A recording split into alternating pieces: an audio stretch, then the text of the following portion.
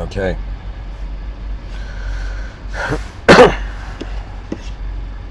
Hello, everyone.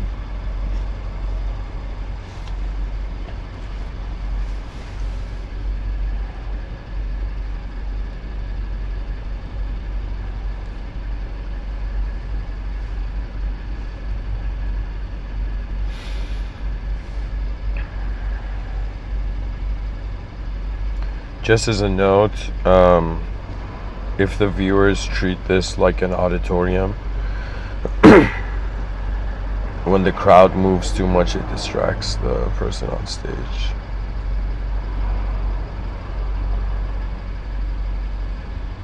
All right.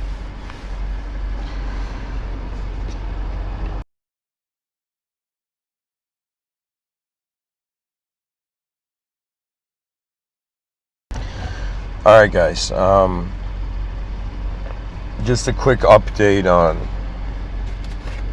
I guess, what's going on with me. These talks are coming to a fruition.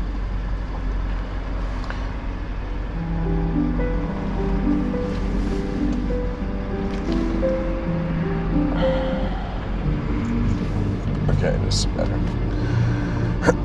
And honestly,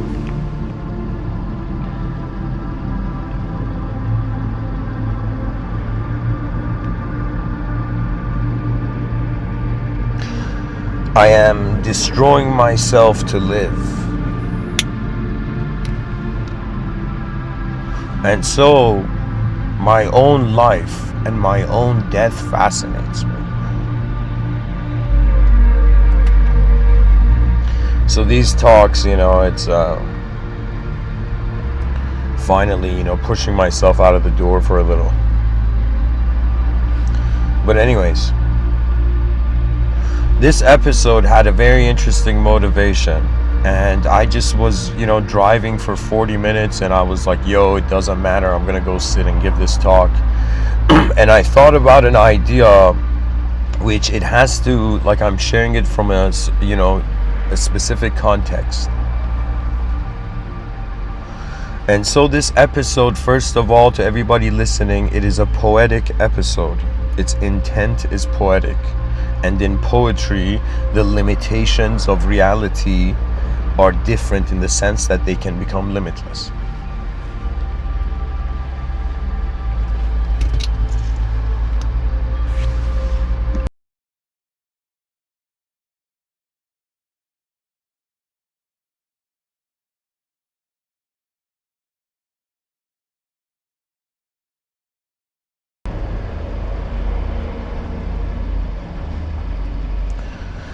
So, because I find myself alone in the cosmos,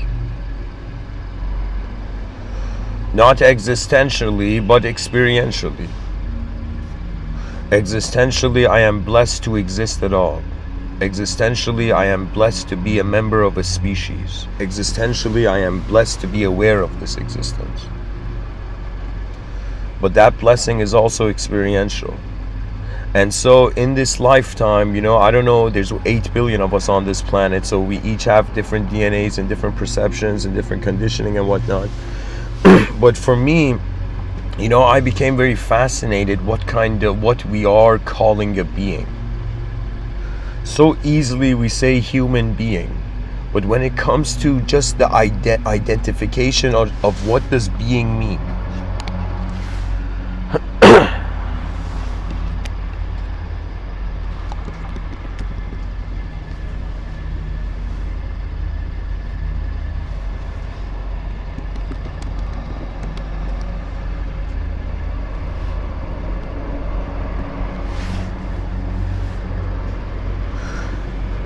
the word being is a noun. It means existence. The second definition of it is the nature or essence of a person.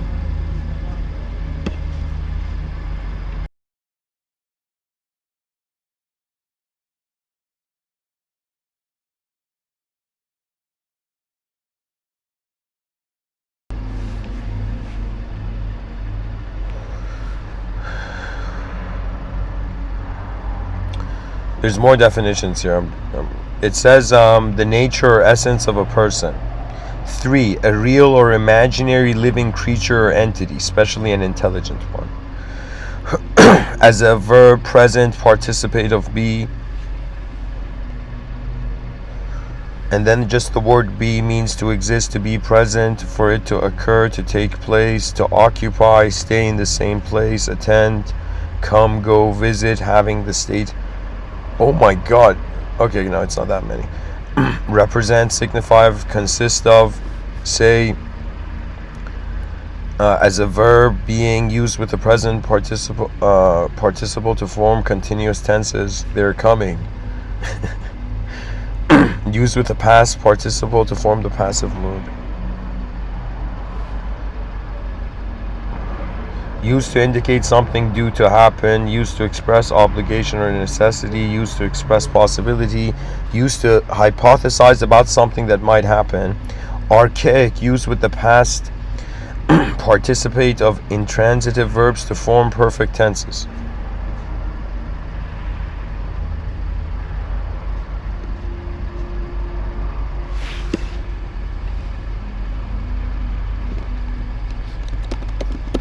Alright guys, hold on, let me just find the derivative.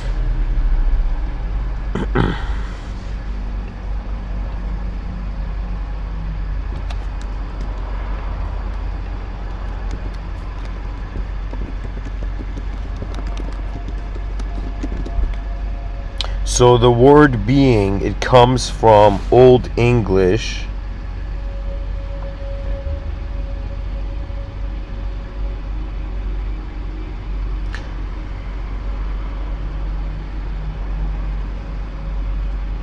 Root, to remain. Bring forth, cause to grow, bring forth. Being means to bring forth. That's the ancient Greek. Oh my god. The origin of the word are is uncertain, but the origin of the word be in Greek, phuein, bring forth, cause to grow. So this means that human beings have looked at what they are and they're like, yo, I don't know, am I a photograph or am I a film? What am I? If I'm a photograph, then, you know, singular truth is enough. But if I'm a film, how could a singular truth be enough? The film is moving, it has variables, it has new scenes. You see, if the world was just a photograph, it would be so easy to measure truth and claim truth. But because the world is changing, the one who claimed truth yesterday has become a different person tomorrow. So that means the believers of yesterday are not the same believers of tomorrow. This is why faith transcends conditional, ideological. How can I say it? It's as if there's faith is like trusting the world. Belief is like trusting the self, which is limited. It's either believing in a known self or trusting an unknown world, having faith in an unknown world.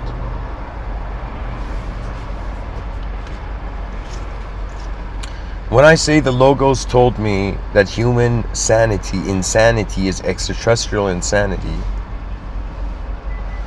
the moment the structure of this idea while I was driving in the highway, it just came to me. For a moment, I was like, yo, this makes sense, but how does it make sense? And so why in the subtitle have I said an explanation? First of all, the idea of the logos is something that started from Heraclitus, this Greek philosopher.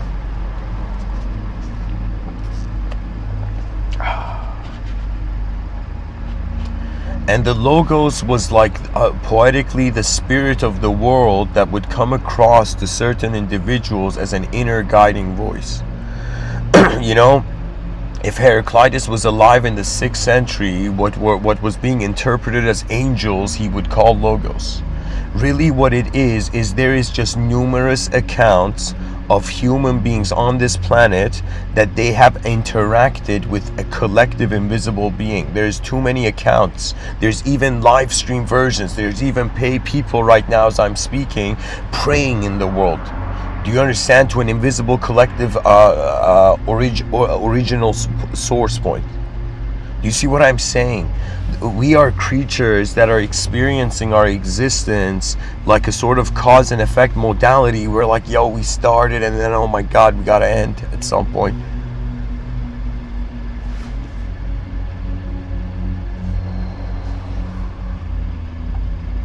But what if in the middle of life, what you thought was a horizontal birth and a horizontal death, what if in the middle of this bell curve of a life, you suddenly realized a vertical life? You know, we don't talk about this, but in the future we're going to probably do this, and it's going to be like, some people are like, yo, have you heard of past lives? And the person's like, past lives? You know, it's like, yo, have you heard of future lives? And then somebody else comes, yo, future lives? Have you heard of parallel lives? And then have you heard of, in some sense, perpendicular lives? It's so fascinating because we don't know where our expression goes. It's so bizarre. It's like we don't know where we come from. We don't know where we're going. Just in the middle, we have a conditional setting that's like, yo, this is the clue. You know, to me, believe it or not, like when I was young, I was a known entity in an unknown world. But with the eyes, with the sight I have now, with the insight, with the sight I'm in, or the insight I have now, I'm not a known being. I realized that I'm actually, before I had a sense of my own name, before I was an archetype to myself, some sort of individuation, I was a presence of a being. We have all forgotten how when we were kids, we had no clue what concepts were.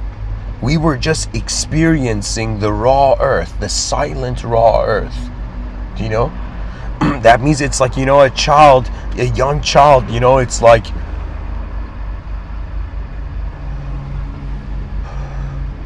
it cries, but it's the reason behind its cry is not conscious.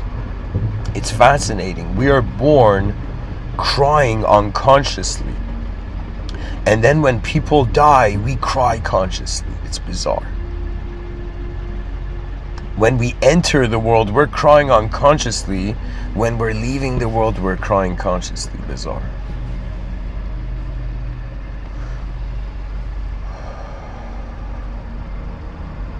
The logos is the suggestion that if the mind is not an object, how can it die? So it's the suggestion of an eternal intelligence. But what is intelligence? Intelligence is a system that can notice itself. Because once it notices itself, that's the precursor to being able to use itself.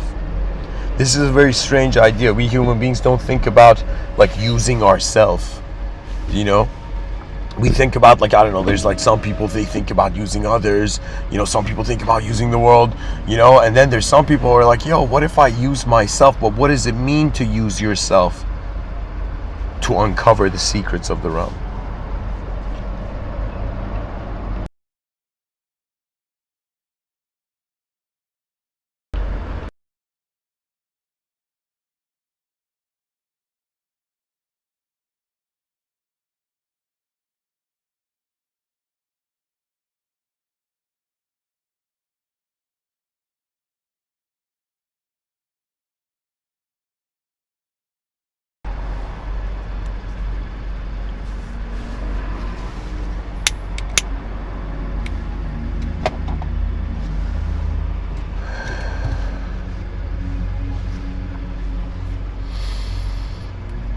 The nights and days come and go.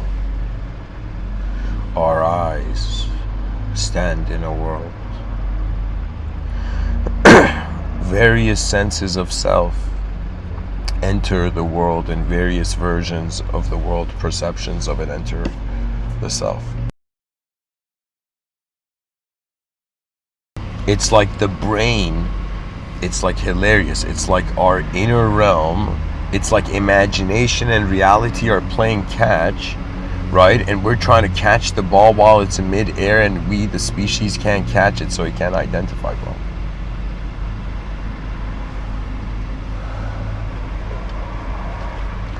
Recently I've opened up to such an interesting perception. Like my view on life is like shifted. I had this intuitive vision that 2023 would be an amazing year, and so far the insights I've had this year have been way greater. It's like just like technology is exponentially increasing, it's like humanity's insight is also exponentially increasing.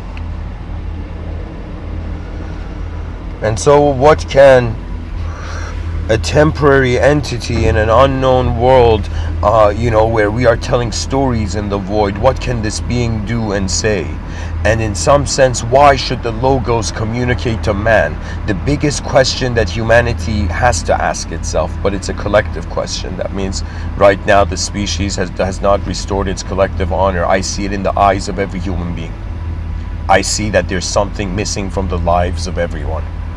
It is their sense of victorious vision, but it's not the vision of I win, others lose, yay, I had fun for a little while and then F you.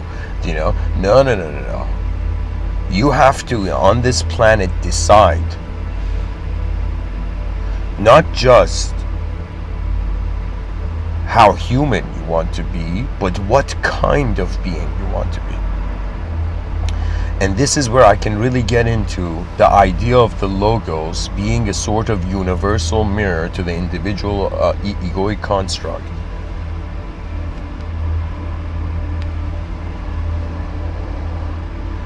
What the sentence, and dear viewers, I think this is a next level idea, but if share your views in the comment section.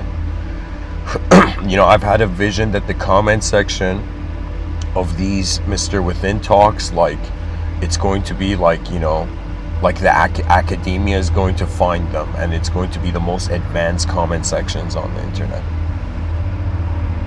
That means it's going to be like every video's comment section is going to be like elder scrolls of every person like sharing their insights or whatever.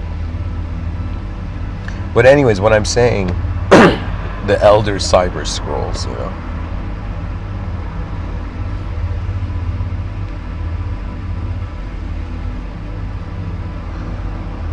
or the elder scrolls of cyberspace,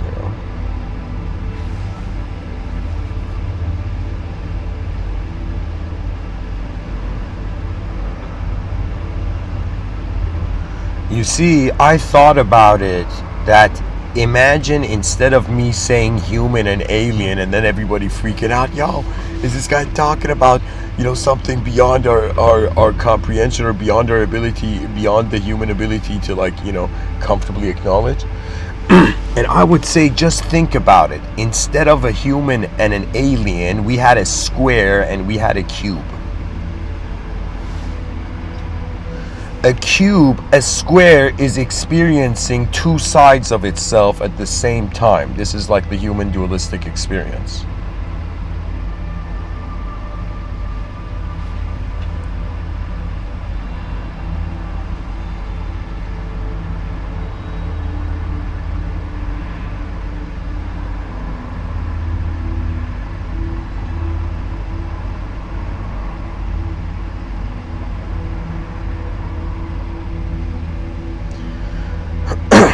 The idea is a lesser dimensional entity may think something is insane, but but a higher dimensional entity may understand that what the lesser dimensional entity is considering insanity is just ignorance, right? That means any person, I'm not a, there's so many, psychologists and psychiatrists out there that, whoever you are, go seek help outside.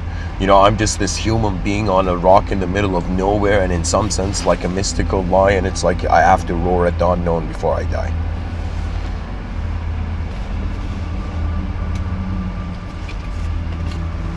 But what is death? Death is a duality. And in this life, strangely, I have wondered from the beginning what has been aware of everything.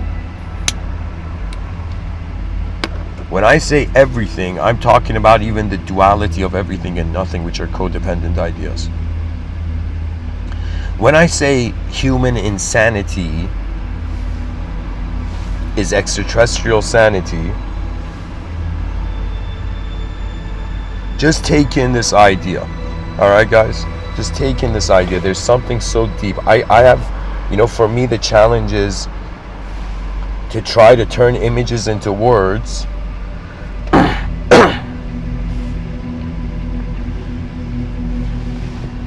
But this is the image I have, okay? I have this image that, holy shit, human beings are freaking out. They're creating this idea of insanity for themselves, but it's like a square that has nothing, that doesn't know what the cube knows. And the square is like two planes of life at the same time, right? But in some sense, think of what a cube is, right? A cube is 12 planes of life. That means, you know what that means? That means we're experiencing a two-dimensional kind of life here. Consciousness is experiencing, okay, good and bad, light and dark, invisible, visible, conceivable, inconceivable, known, unknown. It's like a wonderful duality. But do you know, in higher dimensions, they're confronting 12 realities simultaneously. That means imagine like a 12-sided duality, which is, we can't imagine it. But it would pretty much be a structure. So right now it would be as if, like, imagine there's a good person on one side of the world, and then there's another good person on, like, okay, imagine there's a bunch of good people all around the world, and then there's a bunch of evil people around the world, okay? And this is another way of saying there's a bunch of good and evils around the world. Somebody in the chat section says, hope you're doing good, Mr. Within. Guys, this is what I have realized lately, exactly even what I'm saying in this talk. Good and bad, these are just how we fill up the space, just to feel like we did something. In reality, nothing is ever just good and bad, because the entity is traveling through the space-time continuum. I remember recently I heard this this interview of this podcast of Jordan Peterson and Richard Dawkins. And some people, like, I don't know, they like, going and seeing like TV shows, TV series and whatever. For me, listening to like Jordan Peterson and Richard Dawkins speak is like actually seeing like the most real thing ever. You know what I'm saying? And in that interview, I mean, I'll be honest, I have my comments, my critique, but pretty much like, Richard Dawkins kind of like, it's like they were playing chess, they were playing a chess of identity the whole time. And Jordan Peterson, what I kind of disliked his interview. To be honest, I disliked his attitude in the interview, Jordan Peterson's attitude, except at the last moment of the interview, he asked such a genius question that he redeemed himself. So in this interview with Richard Dawkins and like Jordan Peterson, the weird thing is Jordan Peterson had a different opinion from Richard Dawkins, but he was agreeing with everything Richard Dawkins was saying, and Richard Dawkins was saying Jordan Peterson was saying nonsense, right? And it was like this weird thing where it's like, Jordan Peterson has this different view, but because he has a guest on his own show, he can't be like, yo, shut up, man, I got this view, this is what it is, so and of course, these are of course, scholarly gentlemen.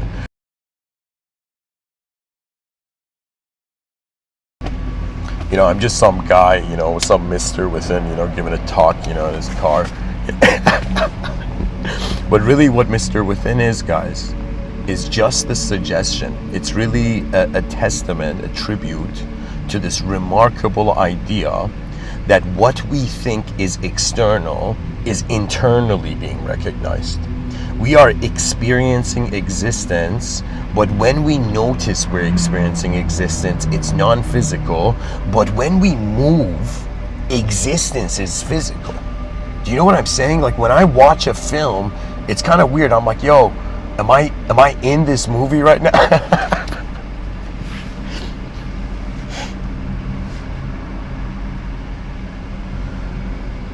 Guys, I keep in mind, right? I honor Alan Watts. I honor Terence McKenna. I know I'm actually aware of a lot of people in this space, but you got to keep in mind that each one of these guys had a task. Okay, Terence McKenna was trying to keep shamanism alive in the West. He brought shamanism to the West, shamanism. Alan Watts brought Zen to the West, the insights of Zen. Ram Dass, brought the insights of yoga, for example.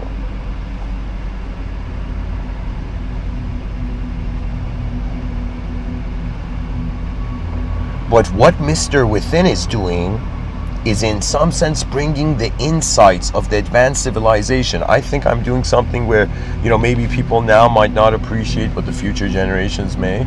And what it is that I'm actually trying to recontextualize the meaning of life, not in accordance to what has happened in the past, not in accordance to what is here, but in accordance to what is the greatest potential. I'm trying to see how advanced my imagination can create an outline for reality to occur through. Okay? So the reason I'm saying this is it's literally like it's like a collective being reassembling itself through individual lifetimes. It's kind of weird. With the poet Rumi, he shared this next level idea, and he said in his poetry, he said truth. Oh, truth. Truth is a mirror, but it's a mirror that has shattered. But even though this mirror has shattered, every piece of it reflects the truth, the ultimate. You understand? We are existentially the small in the big. Existentially, a self is moving in a world. Experientially, the whole world is happening within ourselves. And this simultaneity is so bizarre because we're using duality to explain consciousness, but consciousness is what is aware of the good and bad at the same time in order to notice or give a value or ratio shift between the two.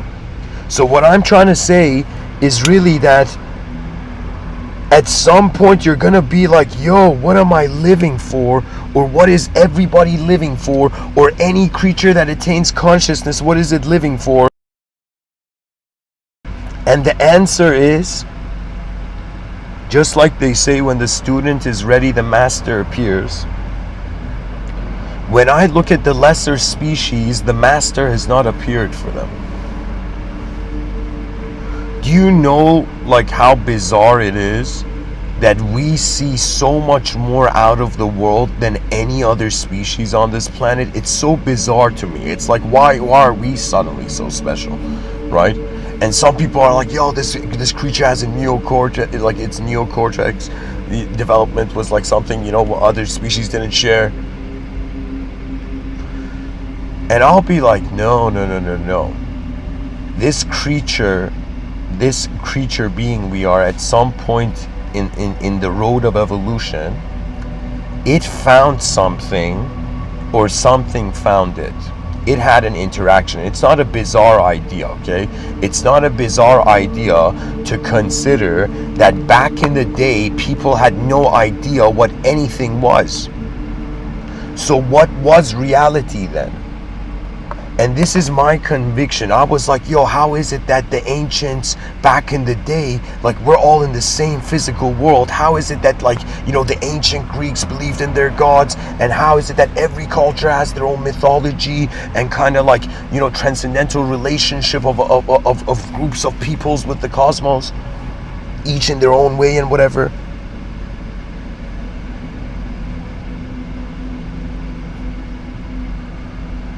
Do you understand? We're in the garden of existence. There's so much existence everywhere. Everything is existing. Even everything is defined by all that is existing. And somebody's going to be like, yo, Mr. Within, relax, you're tripping, But I'll be like, what it is that I thought, let's say, human beings, let's say a human being, let's say there's person A, and person A goes to person B and says to person B, yo man, I saw an alien. And person B would be like, get out of here, don't talk this nonsense. What do you mean you saw an alien? Watch your mouth, come back to reality, you fantasy loving fool, And at some point you're like, yo, who is the atheist punching?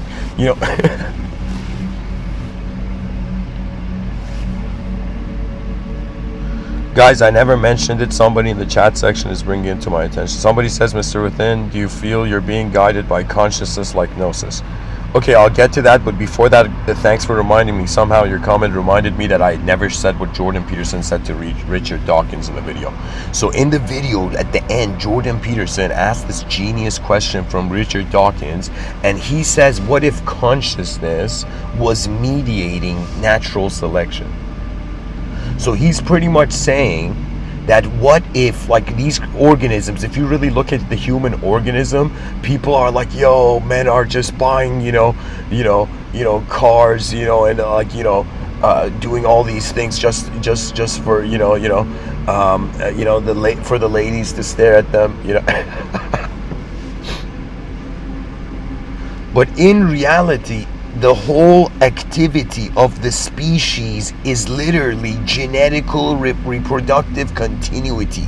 That is why everybody is doing what they're doing, right? You can go and have like a career as just like I don't know, let's say a solo mountain climber, and you'll climb the highest mountain and you'll be like, yo, I'm cold here, I'm cold and alone, on top of the highest achievement. But that's not an achievement really, because the idea is, how advanced are we? Are we advanced to have the species be victorious, which will include all of our victories? Do you understand? It's kind of like there's this kind of like, Chinese militaristic, metaphor of like, you got to cut the head of the snake. Right? So what that means is, let's say you're a person and you have a problem, or you have some sort of problem, you have a bunch of problem sets, okay? You have like a bunch of problems you're trying to solve, right? So you have to find the head of the snake, which is the idea of which is the most intense problem. Which problem is occupying the most amount of your attention as a being? For me, it's what are we all doing here? Like, that's the problem, If honestly, if when I was young, if nobody told me go, be a good problem solver or something like that, if nobody gave me puzzles or something like that, I wouldn't have cared.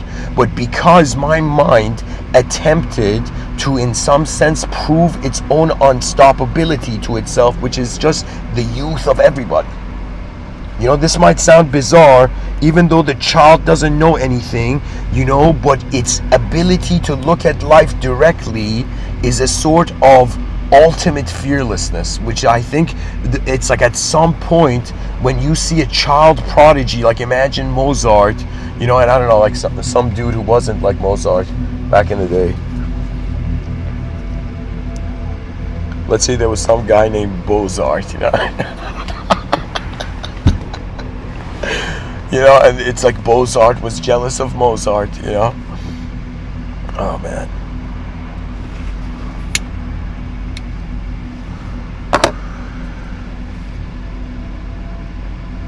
Guys, Jordan Peterson is a pilot of consciousness. What that means is, even like a lot of celebrities, like pretty much the idea is that human beings, until they can trust their own experience, they're left to trust the experience of others. I mean, what else can you do? You either trust yourself if you have an opinion, or if you don't have an opinion, you're like, yo, what is my environment saying? What is everyone else doing?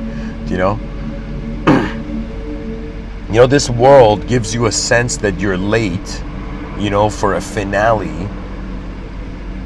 But then you suddenly realize, by feeling late during the whole duration to get to the finale, it's like the waste of the journey, right? This might sound bizarre, right? Like, I have an incredible respect for all the teachers in my educational system, all the teachers in school. Let me say it this way, I have an incredible respect for all human teachers, because they were teaching not perfection, they were teaching imperfection. You see, the cool thing about anybody who chooses to be a teacher, whether you're a good teacher or a bad teacher, the students are learning something. They're learning, okay, this is a good teacher, then what a bad teacher is, right? And oftentimes when a person makes a mistake, right, they just have to, you can call this the pancake technique in morality. Just for a second, flip it and just wonder from the other point of view. There's some moments where I've done something and I felt to myself like, yo, I'm such a good person, And then, like, imagine 10 minutes after, I'm like, yo, what was so good about it though? And I realized my mind loves to, it's like people think I love giving these talks to others. I mean, I appreciate that. But aside from that, it's as if like I realize, oh my God, it's like in the middle of this world where I'm trying to figure out what this unknown world is as an unknown being. My mind is dancing in like storytelling. And I'm like, oh my God, we have this. And everything is a blessing, because what else can it be?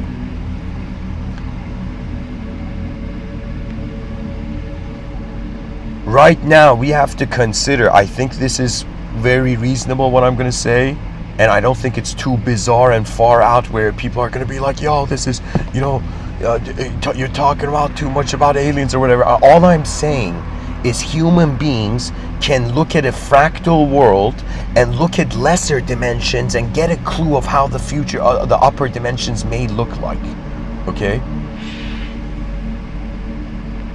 If you notice, we are living in a world where all worlds are double-edged, or I shouldn't say double-edged, they're multiple-faced. Like just back in the day, like you would see statues of these Vedic gods that had like couple faces, right? Like the statue had 3 faces, and some people were like, yo, did this guy actually have 3 faces? And some wise guy would be like, no, this was a being that was conscious of 3 dimensions. That means it was 3 beings in 1 being. Or it had the awareness of like 3 beings in 1. I mean, like numerology, math, like if we want to get to the mathematics of the soul, it's pretty much, it's like, what entered from the void, Imagine androids, we create like super intelligent AI computers, and the super intelligent computer makes android versions of themselves, and the android version wears a hoodie and jeans and just comes to humanity. It's like, yo guys, I'm a super intelligent computer. I just want to hang out with you guys and understand what human beings are, right? And imagine AI contacts us like super intelligent computers in the future, and just they create one android, and this android is like a hipster, right? And the AI has chosen to come and experience humanity, right? As an android, as the closest representation to a human being it can be,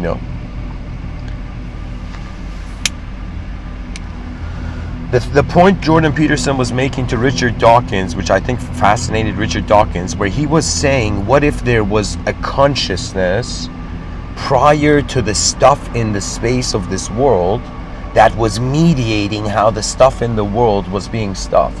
And Jordan Peterson was seeing a bridge to that, to the, let's say Christian revelatory visions, right? And Richard Dawkins, I think he was seeing it in the sense of like, as if, like, okay, this might provide some sort of framework of explanation,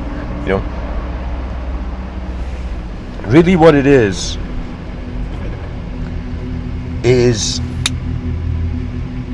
it's all theater. Who we kidding? It's all theater.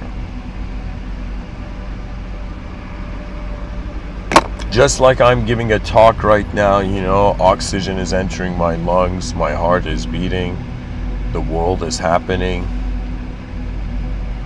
The divine watches its own force. It's kind of like Meister Eckhart, this Christian mystic. He had this quote where he said, the same eyes I see God are the same eyes God sees me. And it makes the human being question, like, yo, I thought like just my name and my personality was what was looking through my eyes, but evidently it's the whole creator of all of manifestation, right? And I wanted to actually give a talk earlier today, which I didn't because I was coughing too much. What was it? The talk was called I am not God, God is me. And I was sharing this idea of how just because a person sits down and meditates and experiences a non-dualistic bliss that they're the presence of their whole moment doesn't mean they're God. Because God can be associated with an inconceivable responsibility level. Human beings are afraid of the unknown. And what we're afraid of, we can't be responsible for, right? This is why anything you're afraid of, you have to just like relocate, calm down, and then reset the moment. Anytime you have fear, take a step back and reset, I think. This is the attitude. But honestly, sometimes you can't do anything and just life goes forth. Like if you endure the fear, you'll realize like energy has to go somewhere.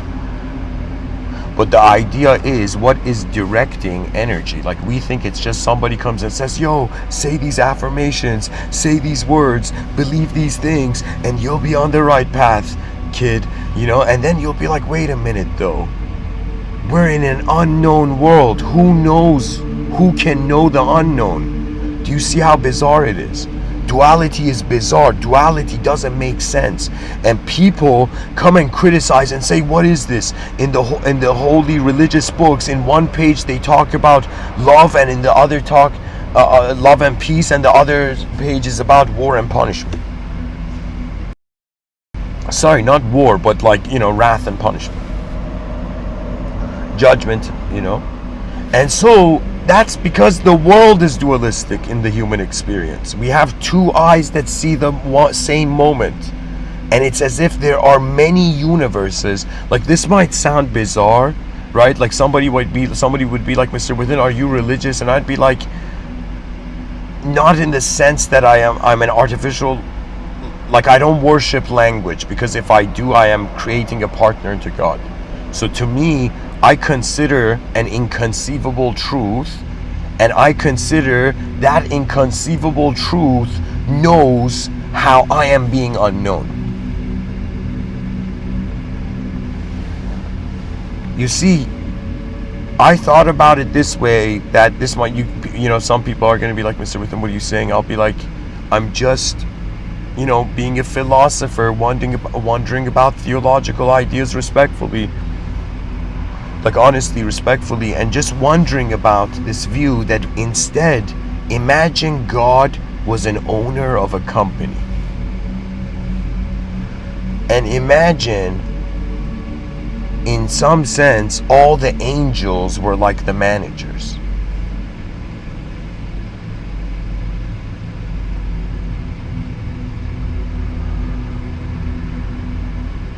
And imagine the demons were people who were in the human resources, like getting training, you know, getting, not training, getting like, you know, I don't know, realigned to the values of the company. And then there is in some sense humanity, which is like the newbies who have entered this universal company, you know, by a inconceivable owner. And so, you know, there are some people, you know, who become supervisors, and the managers go to the supervisor, let's say, and they say, yo, supervisor, go tell your, you know, those newbies, like those people new, you know,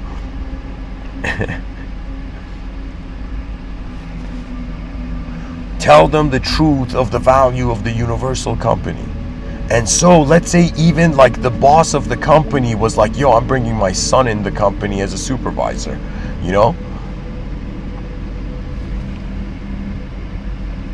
But what I'm trying to share with the viewers here, it seems that there is an invisible management through an inconceivable authority. What does this mean? This means human beings ask themselves, how is the visible world kept? You know, Noam Chomsky, I was watching him talk, and he said a sentence that blew my mind, and he's like, what is materialism? And I was like, yo, Noam Chomsky's on another level, like, you know. It's like we're trying to fight with wooden knives, and Noam Chomsky is like sniping, you know, the context of like, what does materialism even mean, before we deny materialism. What is materialism? And we'll realize that the mystery of the human consciousness and experience is that it's either imagining reality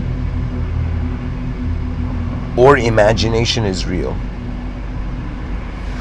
So this is where the world is going to be divided in the future between materialist solipsists and immaterialist, I guess, transcendentalists. I don't know what to say.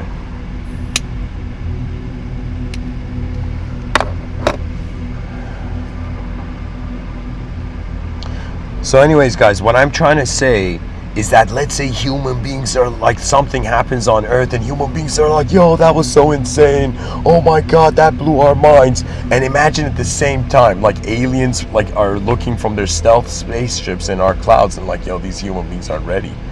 Like, these human beings are reacting to their own ideas on themselves.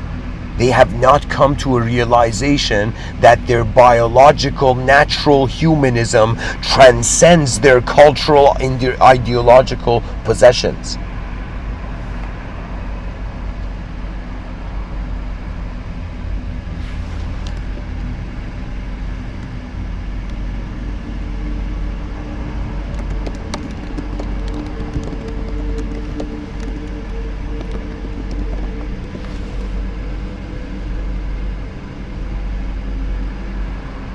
You see, most people, they just, it's like literally like it's like the brains like create a filter, and the filter goes in life like dislike, I like this, I dislike that, and it's kind of being conditioned. But where are our likes and dislikes coming from?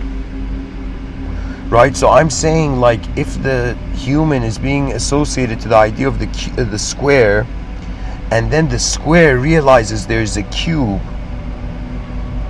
the only possibility to realize greater dimensions is if we are already there. If there is any room for evolution, is because the possibility is there. If there is no room for evolution, because the possibility is not there, right? And this is where I sometimes think in the future generations. Right now we're so easily being human, right? We're being human. We're like, yo, we don't even think about it. People are like, yo, I don't like holding my phone near my hand, holding my not near my head, like a person could be like, I don't want to put my phone near my head when I sleep, or like, I don't want to look at a computer screen for too long. Do you know, like 400 to 600 years from now, those children are going to get shocked at how spoiled we were as natural beings experiencing the intensities of cyberspace that's upcoming? Do you understand what's happening? It's not just a physical evolution anymore. A biological unconscious movement has separated from the earth and has named itself and has become its own governing strategy. Your free will is the strategist of your whole moment, which is poetically simplified by the spiritual man as the spirit of the moment. That's it. Something is moving in the moment. And somebody would be like, yo, Mr. Within, yo, interesting ideas, man. Where are these ideas coming from? And I'll tell you, where does the wind come from? Where does light come from? Where did everything come from? You see, the world has multiple starting points based on the depth of it. That means a two-dimensional being sees a sort of origin story, and a three-dimensional being sees a different origin story, and a fourth-dimensional and different origin story. So what this means is that truth is like this invisible central point where all conception is orbiting around, which makes me feel that the center of this world of ours is an invisible being. The center of it. So they're like, yo, it's pretty much kind of like circle and circle and circle and circle, and we're like, yo, what's the giant circle holding all the other circles? And it never ends.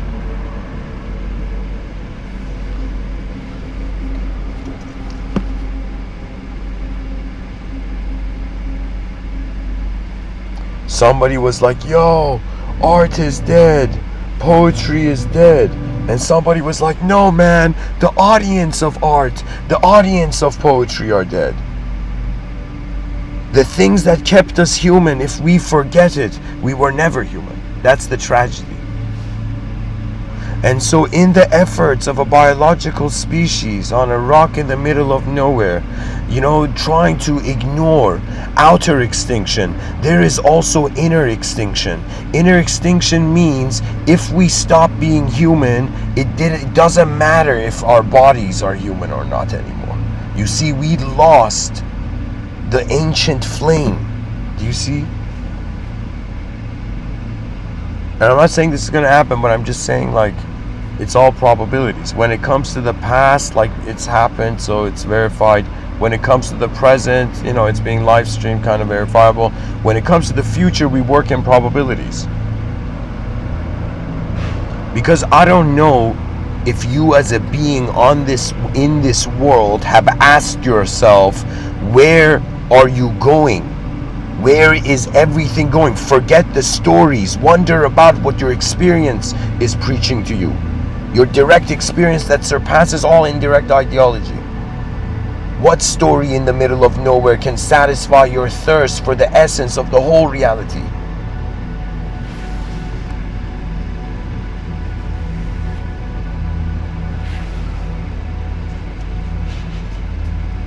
When will we awaken to the advanced humanity?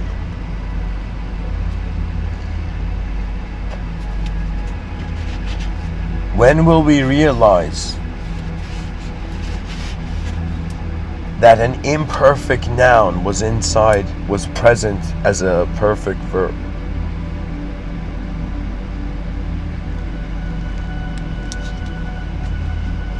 Dear species, my dear human family, as we're all stranded on this galactic island, I will just act as if we've all gathered around 8 billion of us for the first time in this episode.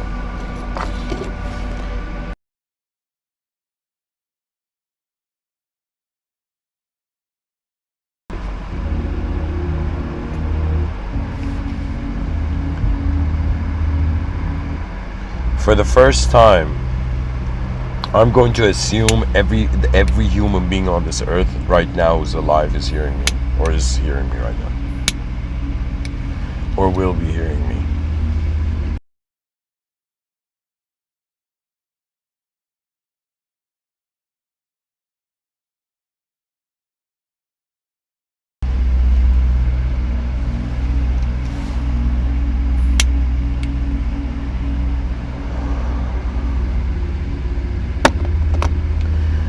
At first, let me actually go with this rhythm I'm finding now.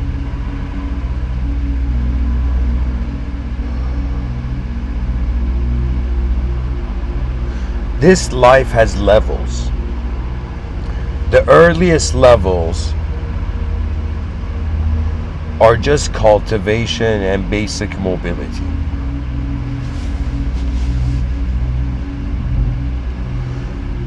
Once the physical levels to some degree have been acknowledged, the intensities of it even,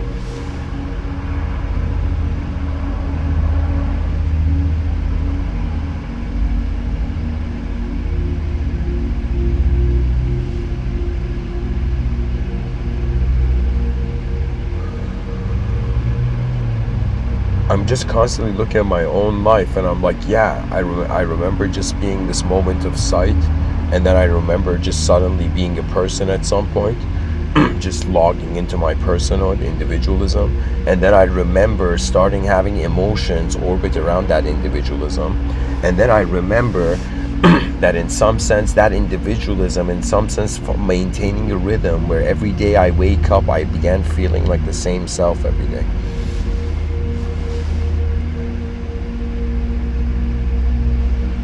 And I remember at some point,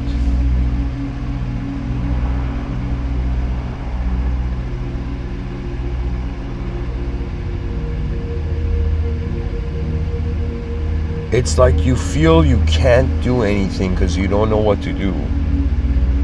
And you just remain in your moment and you feel like you've been abandoned there.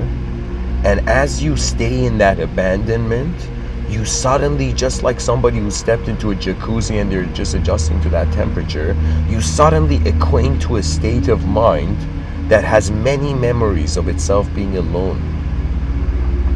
Do you know? And when I say alone, it has nothing to do with human idea, because in Vedic thought, it goes very deep. That means you have a human life, which is an individual life. Let's say you have a type of life that started like from the moment you were born and the moment you die. And then in Vedic thought, they're like, yo, that's your human self. You have a universal self. Your universal self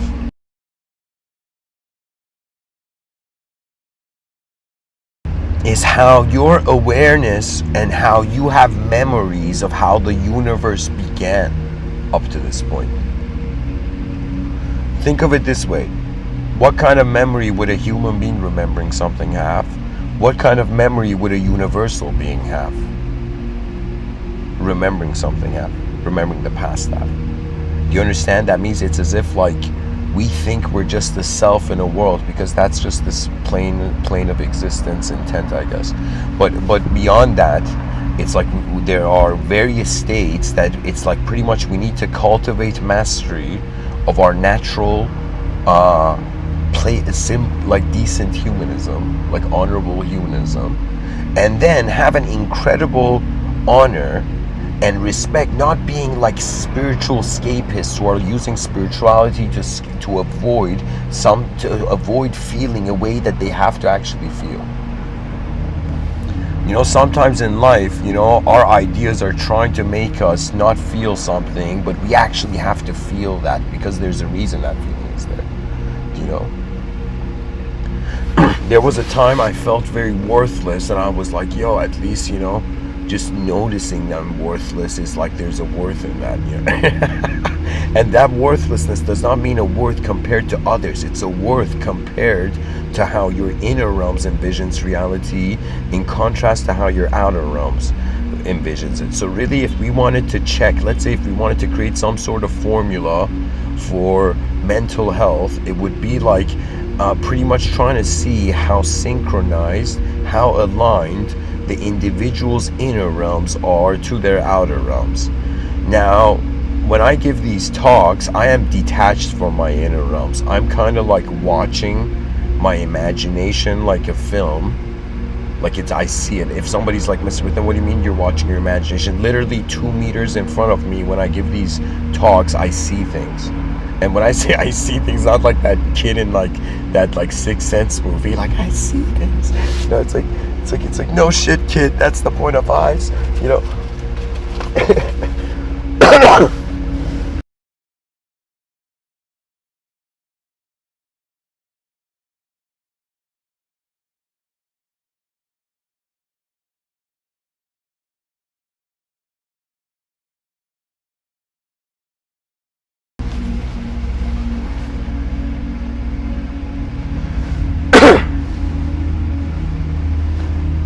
When you realize, you know, a lot of the world is like a one-sided theater of a double-sided coin, or a double-sided world.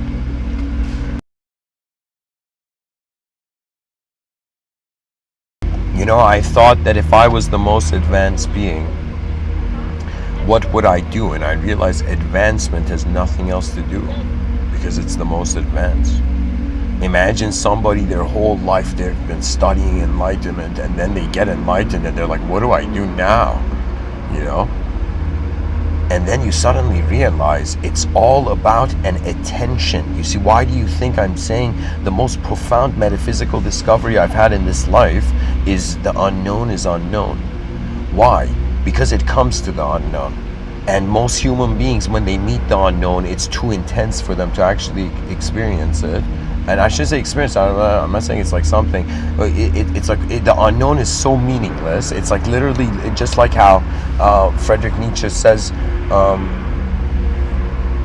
when you look into the abyss looks back into you, something in those lines.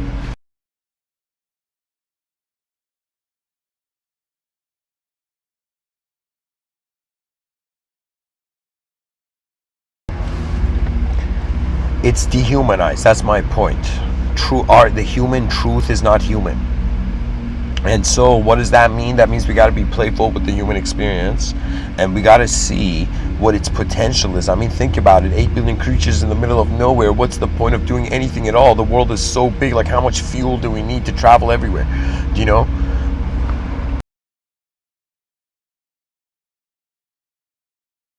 You know, it's kind of like this world was made for giants, but the giants are missing.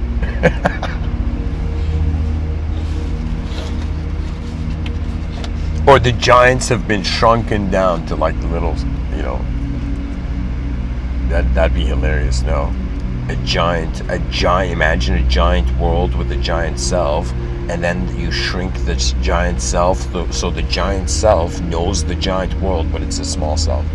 Yeah.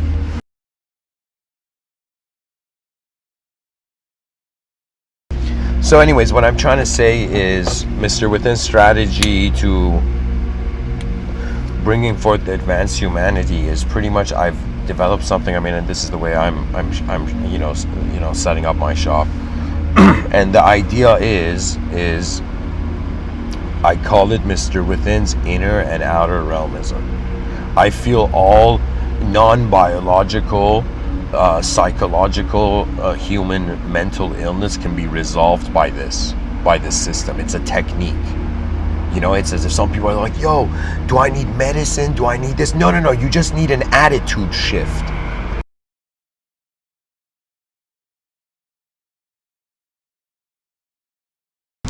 And then they're like, yo, how much does an attitude shift cost, in this economy? And you're like, buddy, it's free. Just look at a different way.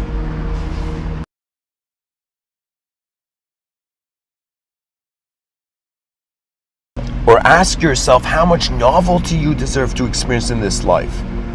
Do you understand? Like, I understand biological survival is repetitive, but the point of human beings being conscious is to step out of the repetitions of nature to the unnatural sovereignty.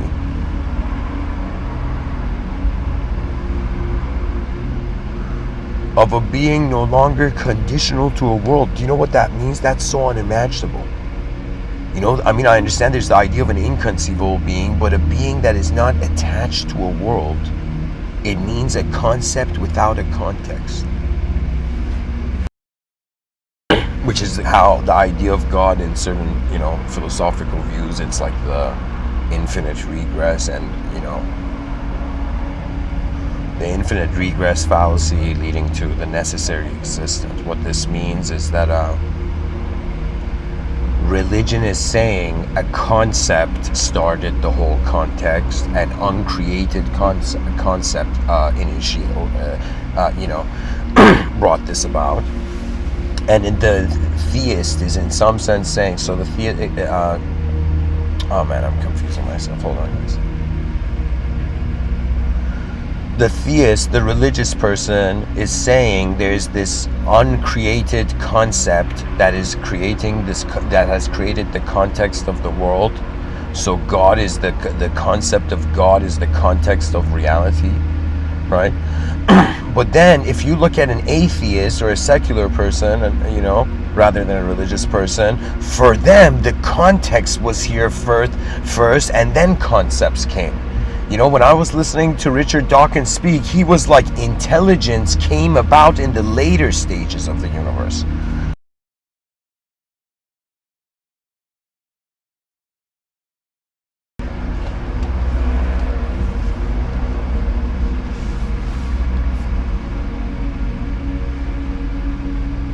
And so to me, human beings entertaining fiction is not like too bizarre and strange, but human beings having the concept of eternity is bizarre. A conditional entity that has noticed the unconditional. What does that mean?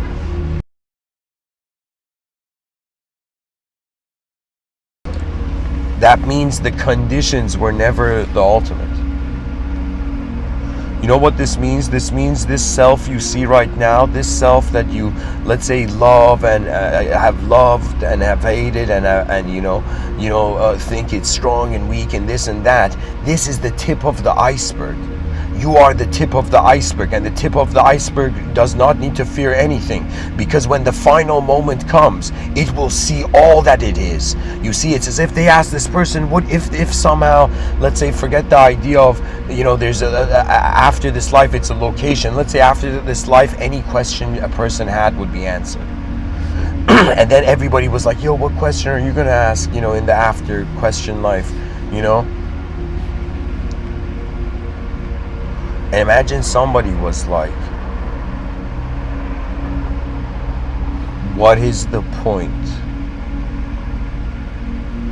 of everything noticing nothing. That means if you're a religious person, God created the world. God wanted you to notice how its creation is beyond its creation.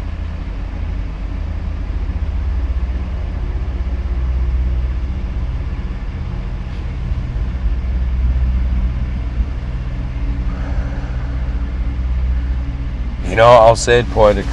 It's kind of like the eagle on the branch is the ego. The eagle flying in the sky is the soul. The sky is God. And so your soul is poetically flying in the sight of the inconceivable. It's another way of saying the invisible is watching over the visible, and we're like, yo, how did so many coincidences get the human species here, and the invisible's like, yo, it's better if they don't see us. And and the reasoning is simply this, that because how comfortable are human beings to experience something that is beyond human. Like, we can't, like, right now there's still racism. You know what that means? That means our sexism, racism. What does that mean? That means human beings are still not able to acknowledge themselves as human beings. It's hilarious. We have human bodies, but not everybody is a human being. Be careful. Everybody on the planet, be cautious, because the mind is not per se always humanized. The mind is actually a sculpture of the environment. Like, that means that its environment is sculpting it, but if it has a strong free will, it bypasses the conditioning of the environment. That means, imagine there's this young kid who loves to paint, and the parents are like, stop painting, kid, you have to go be a lawyer, and imagine that kid's like, okay, parents, and then the moment the parents leave, the kid continues to paint.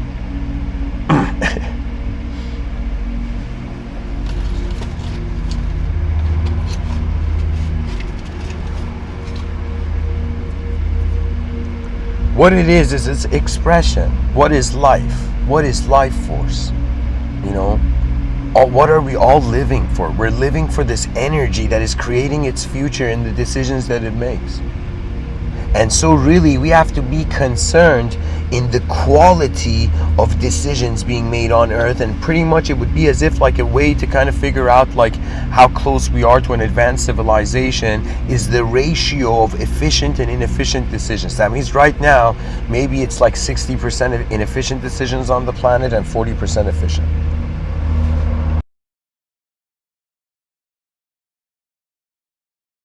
So imagine if it was reversed.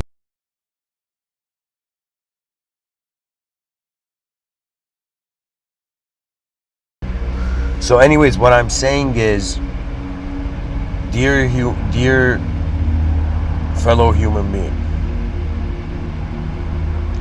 if we are not capable of acknowledging the simple and complex levels of our human experience of existence and our human existence that allows the experience to happen, what it is not to have the species judge itself so it separates itself, but to have the species unite over a common vision. But we're like, yo, should this be the vision of that ideological system? And I'll be like, no. The future wears the crown. If somebody says, Mr. Within, do you serve a king? And I would say the king I serve is inconceivable. If you're religious, it is God.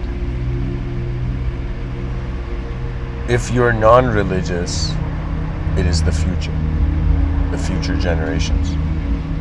That means I was like, yo, who do I want to work for in this world, in this life? Do I want to work for the past? Do I want to work for the present? Or do I want to, to be, I don't know, like as a kid, for me, the idea of creativity was like, generating something out of nowhere. It's like the human being didn't have magic, but the human being had new ideas, That means there was a sort of magic to perception, to attaining different kinds of perception.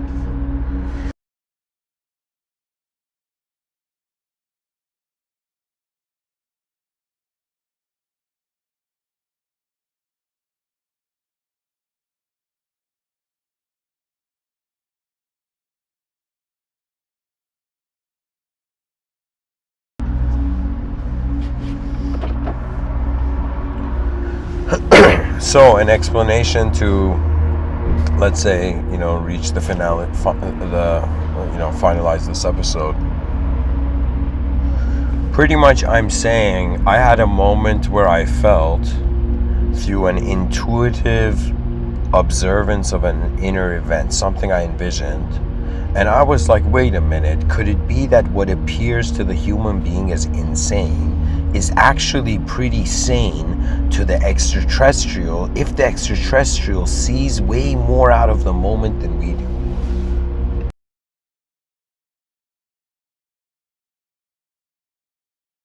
And this sentence, this talk, people are going to be like, okay, it's creative, but I'll tell you this talk is actually bridging the idea that, like, for the first time, I think, in human history, this episode is projecting this idea that the logos, which is the idea of the divine order of the universe, is guiding the finite to, in some sense, something that could potentially be infinite. Do you understand? God is like a teacher introducing the human species, which is like 8 billion kids in a classroom, to new students that will enter this classroom. You might think this is bizarre, but I think all those children who are immigrants and they've gone to different cultural systems and different countries, right? And they've been part of that, like, let's say, ethos or mythos of that, let's say, environment's personality. The idea is that this world is so big that if we want everything to fit to meet our preference, it's as if we are literally, we're going to be disappointed. I remember an interview where Elon Musk got emotional. I think he was emotional. Sometimes I can't tell if it's like, emotion is like, in outer space or not. Like,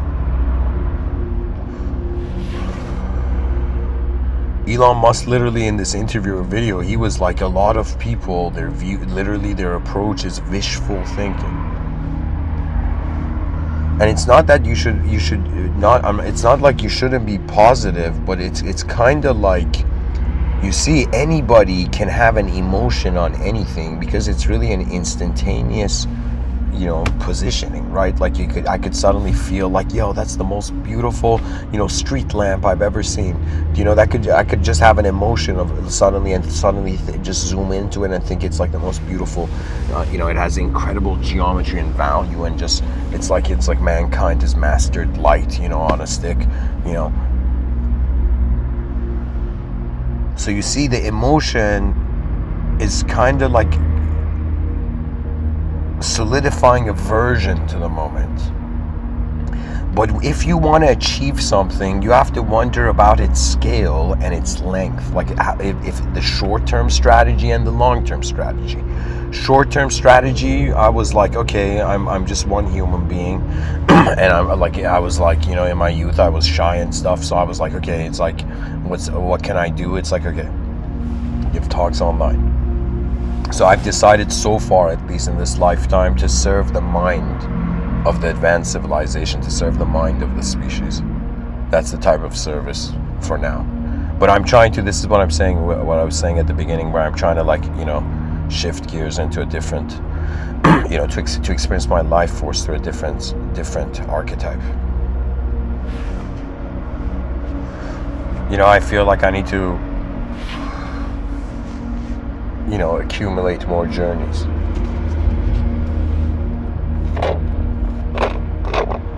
But the cool thing is, the inner realms are not human, in the sense that it's like malleable. So I can imagine myself like flying in the air, and then I can imagine myself like an android version of myself, and then I can imagine, like, do you know what I'm saying? So the mind has no limits. The mind can imagine that, imagine this, and reality is like, yo, I'm limited to this objective shape, but the human mind is like modifying me in endless ways.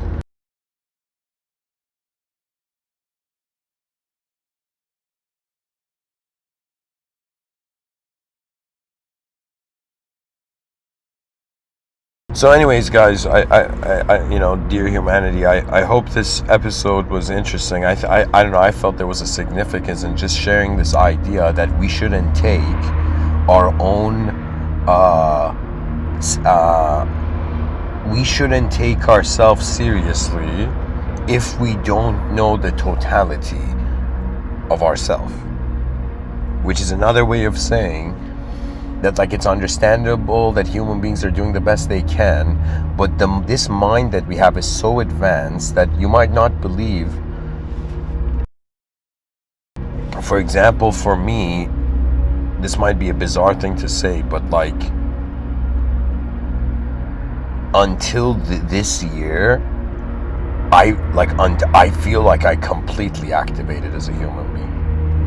You see, the thing is, we are all being human beings, of course. It's like our biological existence, and anybody who can drive a vehicle, you have enough of a mental capability to maneuver as an individual subjective entity in the social system, right? In society. But what really is that the human being is not just living an objective outer life, and it has an inner life, and the mysteries of the inner life is as fascinating as the outer life.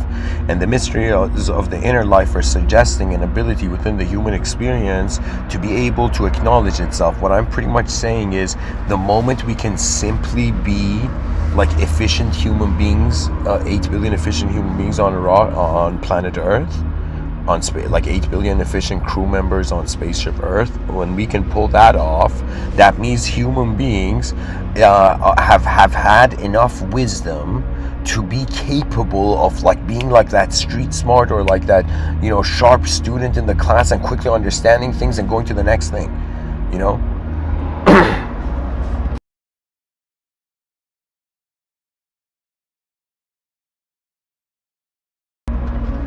And the cool thing is, you know, everything is just a preparation of a strategy. Then you experience, like, you go forth through the experience of reality. And at some point, you're just left with, like, okay, it just goes somewhere. You know, like, my whole life I've been afraid of death, but it's like a door. It's like somewhere. It's like the next, whatever's next. And I'm not saying this in the sense like death is like, oh my God, the person, like, I had this view, like, there was a time where I was looking down on myself, and I had such self-loathing that there was a point where I was just smoking a cigarette on this ledge of this balcony, and I was just like, for a second, just, you know, it wasn't even a ledge of balcony, it was just like this weird window. And I remember this thought came in, but then I was like, I don't know who I will be. I don't know what the world will be. I don't know what will come. And that fascinates me. You know, it's like more than my my future non-existence scares me. My current, what is this existence, fascinates me. That's the cool thing about life. There's something to just interact with and being like, yo, what is this? You know? And then realizing, oh yeah, it's the advanced humanity. You know, it's the most advanced performance of consciousness in the universal sector.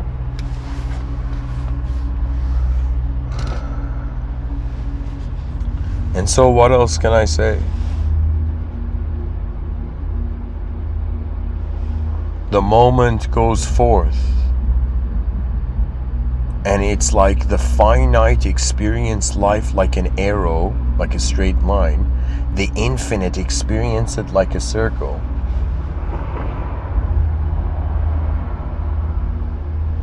And the inconceivable. That means this is something that I remember there was this okay, long story short, a friend of mine said something to me about how when he was in India, he asked this yogi, what is yoga? Like, this guy, he felt like he was like, you know, this enlightened guy. He asked him, what is yoga? And the guy looked at him and it said, it just enjoy. And it was as if for the first time he was telling me in his life, he always thought he had to be something, do something. Like but he hadn't realized that you can enjoy unconditionally how your moment is conditionally happening or changing.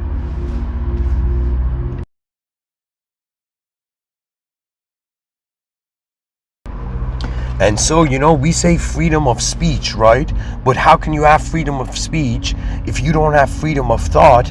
And how can you have freedom of thought if there's fear? And then and what do we do with the fear? Where does the fear comes from? Fear comes from a moment that is not being true to itself. This is it. Because if you have been true to yourself, a part of your conscious and subconscious knows it is not in the wrong. You see, everybody has a decency resonance. Sometimes that decency resonance, if you've held on to it from childhood, can, act as a box on your head. But at times it's something that is in some sense part of the cultivation. Do you understand? There's something in Vedic thought called Nirvikalpa Samadhi, and it's a level of samadhi where any being who reaches this state of awareness, it doesn't matter what you incarnate as, where you incarnate, you will automatically go to the ultimate state. It's another way of saying once you get to a certain level, then it's like an escalator up to the top. Imagine some guy was walking on the staircase of paradise and was suddenly realized the staircase became the escalator of paradise. And then imagine suddenly the person on the escalator of paradise suddenly looked to their side and they're like, oh my God, there's people on the elevators of paradise,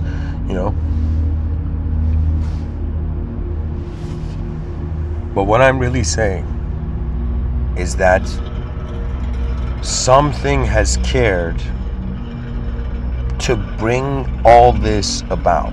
Whether call it God, call it universal forces, give it a mind, make it mindless, whatever you want to do, but something has painted the artwork so far. And from the brush strokes, we can get a sense of, in some sense, like what sort of picture is being drawn. Sometimes, the thing about mysticism is very hilarious because it's like you're trying to solve a puzzle, but you're trying to solve a puzzle as one of the puzzle pieces. But there's like many other puzzle pieces out there. And this is the whole idea of the bodhisattvic archetype, where the bodhisattva, the moment it becomes a being is liberated from their individual life, they open up to their collective life. If we can somehow, this is the idea of the advanced civilization, and the advanced civilization arising due to the most advanced communication of the universal sector, which is all the advanced communicators and the conscious human agents on the planet.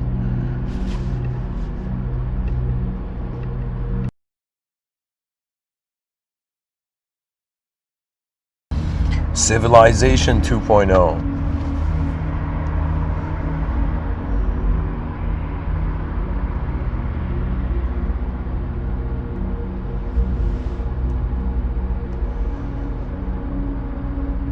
Is the next great conscious design. That means it's as if civilization was structured unconsciously beyond human individual will.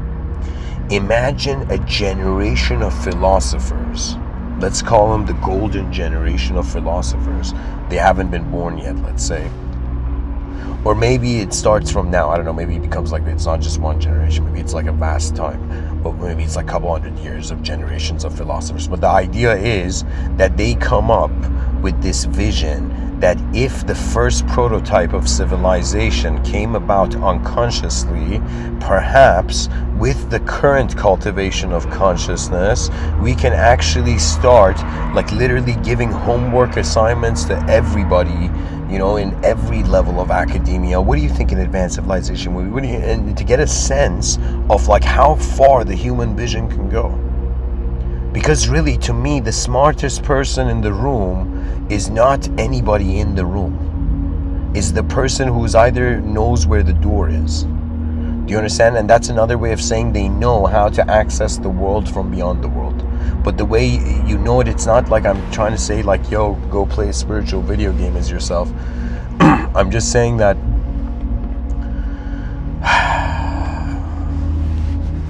the mystery behind your eyes is beyond words. Rise, mankind, rise. For the whole world has risen to meet you. Much blessings and namaste.